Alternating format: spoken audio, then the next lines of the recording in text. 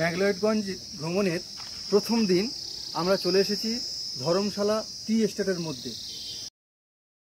জানা অজানার খোঁজে পরিবারের সবাইয়ের জন্য হিমাচল প্রদেশের ধর্মশালা এবং ম্যাগলয়েডগঞ্জ সম্পর্কে একটা নতুন ভিডিও নিয়ে আপনাদের সঙ্গে উপস্থিত হয়েছি। ধর্মশালা হলো তিব্বতী জনগণের আধ্যাত্মিক নেতা দলাই লামার পবিত্র বাসস্থান। হিমাচলী সংস্কৃতি, তিব্বতী মঠ, সুউচ্চ পর্বতশ্রেণী ও দেবদারু গাছ সমন্বিত কাংড়া উপত্যকার সুন্দর হিল স্টেশন হলো ধর্মশালা। ব্রিটিশ শাসনের সময় ধর্মশালা কাংড়ার কাটোচ রাজবংশের অধীনে ছিল। ধর্মশালার এলাকার অধিবাসীরা হলো গাদ্দিস, যারা যাযাবর বা আধা যাযাবর শৈলীতে বসবাস করত। ধর্মশালাতে যদি আপনারা 3 দিন থাকেন তাহলে খুব ভালো হয়, এবং বিশেষ করে যদি আপনারা ম্যাগলয়েডগঞ্জে থাকতে পারেন তো ভীষণ ভালো লাগবে। আর আমার এই ভিডিওতে 2 দিন পুরো ঘোরার ভিডিও সমস্ত কিছু পেয়ে যাবেন। 3 দিনের ভিডিওগুলো কাংড়া ফোর্ট এবং জ্বালামুখী সেই ভিডিও আমার চ্যানেলে পেয়ে যাবেন। আপনারা পুরো ভিডিওটা দেখতে থাকুন। ধর্মশালা এবং ম্যাগলয়েডগঞ্জে আপনারা কি দেখবেন? প্রথম দিন আপনারা দেখুন Dharamshala tea estate. Tea estate দেখার পর ওখান থেকে প্রায় 16 কিমি দূরে আপনারা তিব্বতীয় সংস্কৃতি এবং বৌদ্ধ সংস্কৃতির মেলবন্ধন দেখে নিন, নরবলিঙ্কা টেম্পেল। তারপর সরাসরি চলে যান আপনারা ধর্মশালা ক্রিকেট স্টেডিয়াম। ক্রিকেট স্টেডিয়াম দেখার পর আপনারা দেখে নেবেন ওয়ার মেমোরিয়াল, শহীদদের স্মরণে স্মৃতিক্ষেত্র, এবং তারপর দেখবেন চামুণ্ডী দেবী টেম্পেল। এটা প্রথম দিনের আপনাদের প্রোগ্রাম। দ্বিতীয় দিনে আপনারা তাড়াতাড়ি বেরিয়ে পড়ুন ভাগসু ওয়াটারফলসের উদ্দেশ্যে। ভাগসু দেখার পর চলে যান, এখন দাঁড়িয়ে রয়েছি আমরা নদ্দি ভিলেজে। আমি ভেবেছিলাম একদম লোনলি ভিলেজ হবে, এটা হচ্ছে সানসেট পয়েন্ট নামে পরিচিত। এই নদ্দি গ্রামে আসার আগে আপনারা ডাল লেক পাবেন, কাশ্মীরের ডাল লেক নয়, ম্যাগলয়েডগঞ্জের ডাল লেক। নাদ্দি ভিলেজ থেকে ফেরার পথে পেয়ে যাবেন ডাল লেক। আমরা যে সময় গিয়েছিলাম জল ছিল না, তবে প্রায় সারা বছর এখানে টলটলে জল থাকে। ভীষণ সুন্দর একটি লেক হলো ডাল লেক। পরন্ত বিকালে আপনারা চলে আসুন দলাই লামার গ্রাম এবং মনাস্ট্রিতে। তাহলে প্রথম দিন আপনারা কি দেখছেন? প্রথম দিনে আপনারা দেখুন Dharamshala tea estate, Norbulingka temple, war memorial, cricket stadium, Chamundi Devi temple. Second day দেখছেন Bhagsu waterfalls, Dal lake, Naddi village, Dalai Lama temple এবং সানসেট পয়েন্ট। থার্ড ডে দেখছেন কাংড়া ফোর্ট এবং জ্বালামুখী টেম্পেল। ধর্মশালাতে অবস্থিত এই ম্যাগলয়েডগঞ্জ যে শহর, এই শহরটি গজনী সুলতান মাহমুদ আর ফিরোজ শাহ তুগলকের আক্রমণের শিকার হয়। এরপর বিভিন্ন সময় এগিয়ে গিয়েছে, কখনো আকবরের হাতে এই শহর চলে আসে। মুঘল সাম্রাজ্য শেষ হয়ে যাওয়ার পর তারপর শিখ সেনাপতি জয় সিং এবং তারপর কাটোচ রাজবংশের রাজপুত সংসার সিংয়ের হাতে এই শহর চলে আসে। কাটোচ রাজবংশের রাজপুত সংসার সিংয়ের মৃত্যুর পর রঞ্জিত সিংয়ের হাতে এই শহর চলে আসে এবং উনি পাঞ্জাবের সঙ্গে এই ম্যাগলয়েডগঞ্জ যুক্ত করেন।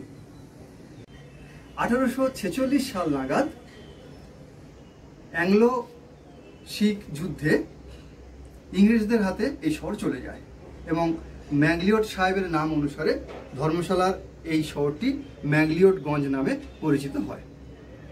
এরপর স্বাধীনতার পরবর্তী সময়ে ইংরেজরা যখন চলে যান, তখন 1960 সাল নাগাদ জওহরলাল নেহেরু যখন প্রধানমন্ত্রী ছিলেন, তারই অনুমতিতে দলাই লামা এবং তার অনুগামীরা এই শহরে এসে বসবাস শুরু করেন প্রধানমন্ত্রীর অনুমতিতে। সেই থেকে তিব্বতীদের হাতে চলে আসে এই শহর। এখানে মূলত তিব্বতী ও অন্যান্য বিভিন্ন সম্প্রদায়ের মানুষজন বসবাস করেন এবং দলাই লামা ও তার অনুগামীরা বৌদ্ধ ধর্ম প্রচার করেন এবং এই শহরটিকে আস্তে আস্তে গড়ে তোলেন। ম্যাগলিওডগঞ্জ ভ্রমণের প্রথম দিন আমরা প্রথম পয়েন্টে এসেছি ধর্মশালা টি এস্টেট। বিশাল অঞ্চল জুড়ে ওখানে একটা বোর্ড দেখলাম 9.91 একর জায়গা জুড়ে পুরো টি এস্টেটটা অবস্থিত। কাছাকাছি 500 মিটারের মধ্যে এখানে টি ফ্যাক্টরি আছে। তো এই চা বাগানের মধ্যে আরেকটা ভাইটাল জিনিস আপনাদেরকে আমি বলবো, চা বাগানের মধ্যে বড় বড় গাছ লাগানো আছে। এর কারণটা হচ্ছে সূর্যের প্রখর রোদের হাত থেকে চা পাতাকে বাঁচানোর জন্য, কারণ চায়ের স্বাদ নির্ভর করে পাতার উপরে। সেই পাতা রোদের হাত থেকে বাঁচানোর জন্য বড় বড় গাছ লাগানো রয়েছে। আর আরেকটা জিনিস যে এখানে চা পাতা, দুটো পাতা একটা কুঁড়ি তোলা হয় এবং বছরে 3 বার চা পাতা তোলার কাজ এখানে করা হয়। তো আপনারা যদি ধর্মশালা আসেন, ম্যাগলিওডগঞ্জ থাকুন কিংবা ধর্মশালা থাকুন, প্রথম পয়েন্ট টি এস্টেট বা চা বাগানের দেখে নেবেন এবং উপলব্ধি করবেন, ভীষণ ভালো লাগবে। এত সুন্দর এবং এত বড় চা বাগান মনে হচ্ছে সম্ভবত আমি দেখিনি। বিশাল অঞ্চল জুড়ে চা বাগান এখানে অবস্থিত।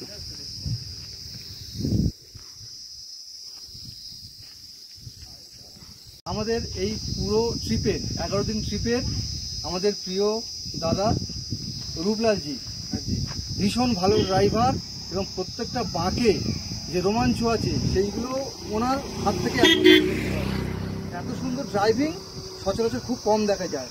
খুব সেফভাবে গাড়ি চালাচ্ছেন এবং বিভিন্ন জায়গা কভার করে করে নিয়ে যাচ্ছেন।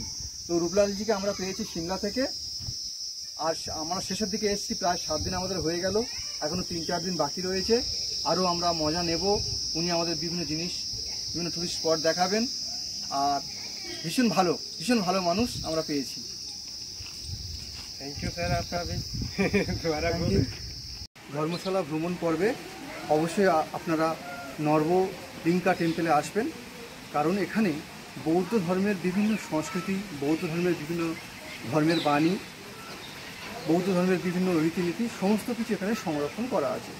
এছাড়া 14তম দলাই লামা এবং তার আগে থেকে দলাই লামা, যে প্রথম দলাই লামা, সেই সমস্ত দলাই লামার ছবি, চিত্র, তাদের বাণী, সমস্ত তাদের জীবন বৃত্তান্ত এবং তিব্বতীয় সংস্কৃতির সমস্ত ধাঁচ, রীতিনীতি সব কিছু কিন্তু আপনারা এই টেম্পেল আর্ট মিউজিয়াম, আর্ট গ্যালারিতে পেয়ে যাবেন।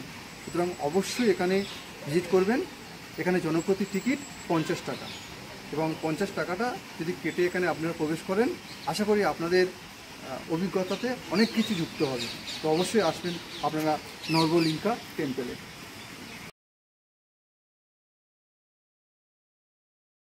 তিব্বতের লাসায় অবস্থিত দলাই লামাদের ঐতিহ্যবাহী গ্রীষ্মকালীন বাসস্থান নর্বলিঙ্কার নামে এই প্রতিষ্ঠানটির নামকরণ হয়েছে।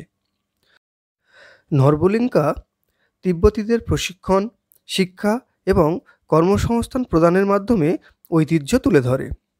নর্বলিঙ্কার আর্ট স্টুডিওগুলির মধ্যে রয়েছে তিব্বতীয় মূর্তি তৈরি, থাঙ্কা, চিত্রকর্ম, স্ক্রিন প্রিন্টিং, অ্যাপ্লিক এবং সেলাই, কাঠের চিত্রকর্ম, কাগজ তৈরি এবং ধাতব শিল্পকর্ম নির্মাণ।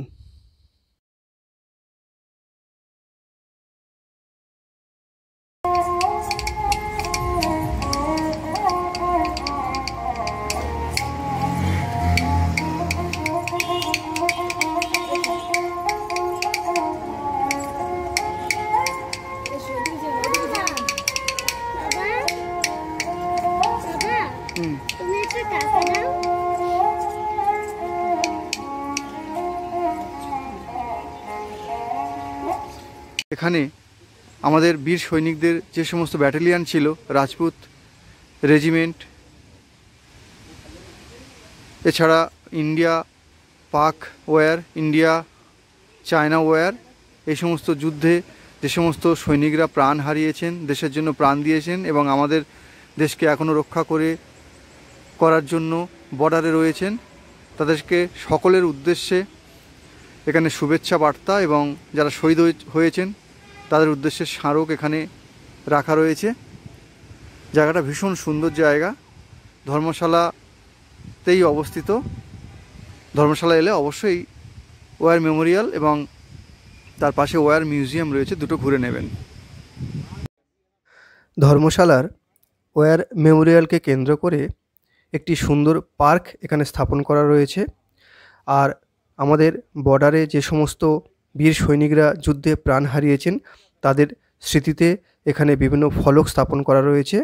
পার্কটি ঘোরার পাশাপাশি আপনারা ওয়ার মেমোরিয়ালের পাশে মিউজিয়ামটি অবশ্যই দেখে নেবেন। হাতে সময় নিয়ে যাবেন, ঘুরতে একটু সময় লাগবে। ম্যাগলয়েডগঞ্জ থেকে আমরা ধর্মশালাতে এসেছি।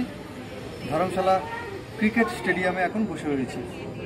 তো মাঠটা ইডেন গার্ডেন্সের থেকে অনেক ছোট, কিন্তু পাহাড়ের উপর অবস্থিত হওয়ার জন্য একেবারে ধৌলাধর রেঞ্জ আর হিমাচল হিমালয় রেঞ্জের উপর অবস্থিত হওয়ার জন্য একেবারে নৈসর্গিক প্রাকৃতিক দৃশ্য এখান থেকে দেখা যাচ্ছে। দূরের যে পর্বতটা রয়েছে বরফে পুরো ঢেকে যায়। আর স্টেডিয়ামে এন্ট্রি করতে হলে ক্যাশ দিয়ে আপনারা টিকিট কাটতে পারবেন না, জনপ্রতি 30 টাকা অনলাইন পেমেন্ট করতে হবে। আর 5 বছরের উপরে বাচ্চা হলে একটা টিকিট কাটতে হবে। 5 বছরের নিচে বাচ্চাদের কোনো টিকিট লাগবে না। তো 30 টাকা দিয়ে আপনারা টিকিট কেটে স্টেডিয়ামে আপনারা সময় অতিবাহিত করতে পারবেন। ভীষণ ভালো স্টেডিয়াম, ধর্মশালা এলে অবশ্যই এখান থেকে ঘুরে যাবেন। জনপ্রতি 30 টাকা মূল্যের বিনিময়ে আপনারা এই সুন্দর স্টেডিয়ামটি দেখে নেবেন। স্টেডিয়ামে ওঠার ঠিক ডান দিকে সমস্ত টুরিস্টদের জন্য ওয়াশরুমগুলো ওপেন থাকে। আর ক্যাশ পেমেন্ট হবে না, কার্ড বা ইউপিআই পেমেন্ট করে আপনারা এখানে প্রবেশ করবেন। তো অবশ্যই এই স্টেডিয়ামটি আপনারা ঘুরে নেবেন। হিমাচল প্রদেশের কাংড়া জেলায় আরও একটি শক্তিপীঠ দর্শন করুন আপনারা, শ্রী চামুণ্ডেশ্বরী মাতাজি কা মন্দির।